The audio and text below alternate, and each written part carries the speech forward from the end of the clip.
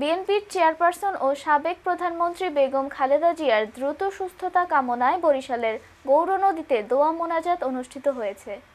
রোববার ৩০ নভেম্বর আসরবাদ গৌরনদীর শরিকলে বেসরকারি হালিমা মান্নান মেমোরিয়াল হাসপাতালের ব্যবস্থাপনা পরিচালক ও সৌদি আরব পূর্বাঞ্চল শাখার শ্রমিক দলের সভাপতি বিপ্লব হোসেন আজাদের আয়োজনে অনুষ্ঠিত দোয়া মিলাদে সভাপতিত্ব করেন উপজেলা বিএনপির সদস্য একেএম শহীদুল আলম ফারুক।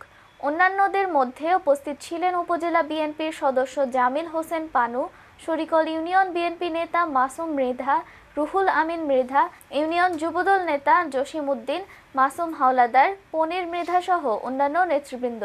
পরে অনুষ্ঠিত দোয়া মিলাদে খালেদা জিয়ার রোগ মুক্তি ও সুস্থতা কামনা করে দোয়া মোনাজাত করা হয়। তার পরিবারবর্গের মধ্যে যারা অন্ধকার কবরে শয়তানাল্লাহ তুমি সকলকে ক্ষমা করে দিয়ে জান্নাতবাসী করে দিও রব্বুল আলামিন। আমরা যারা হাত উত্তোলন করলাম প্রত্যেকের মনে নেক মকসদ আল্লাহ পুরা করে দাও।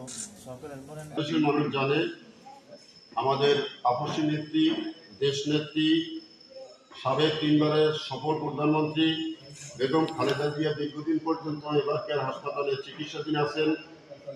সারা বাংলাদেশ মানুষ তার জন্য দোয়া কামনা করছে, তার সুস্থতা কামনা করছে। সেই সূত্রে ধরে আমরা হালিমা মান্নান মেমোরিয়াল হাসপাতালের পক্ষ থেকে হাসপাতালের ব্যবস্থাপনা পরিচালক জনাব বিপ্লব হোসেন আজাদ, যিনি সৌদি আরবের পূর্বাঞ্চলের শ্রমিক দলের সভাপতি, তার আয়োজনে আমরা সাবেক প্রধানমন্ত্রীর সুস্থতা কামনা করি। বাংলাদেশের তিনবারের সফল প্রধানমন্ত্রী, গণতন্ত্রের মাতা দেশনেত্রী বেগম খালেদা জিয়া আজকে দীর্ঘদিন যাবতীয় অসুস্থ, কিন্তু বর্তমানে সে আইসিইউতে আছে। তার আশু রোগ মুক্তির কামনার জন্য সারা বাংলাদেশ ব্যাপী দোয়া মাহফিল চলছে। তারই সুবাদে আমার ছোট ভাই বিপ্লব হোসেন আজাদ, সে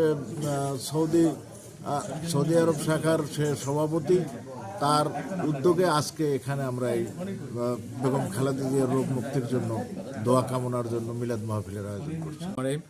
হালিমা মান্নান মেমোরিয়াল হসপিটালের উদ্যোগে আজকে তার বাড়িতে দেশনেত্রী বেগম খালেদা জিয়ার আশু রোগ মুক্তির কামনায় একটা দোয়া মাহফিল আয়োজন করা হয়েছে।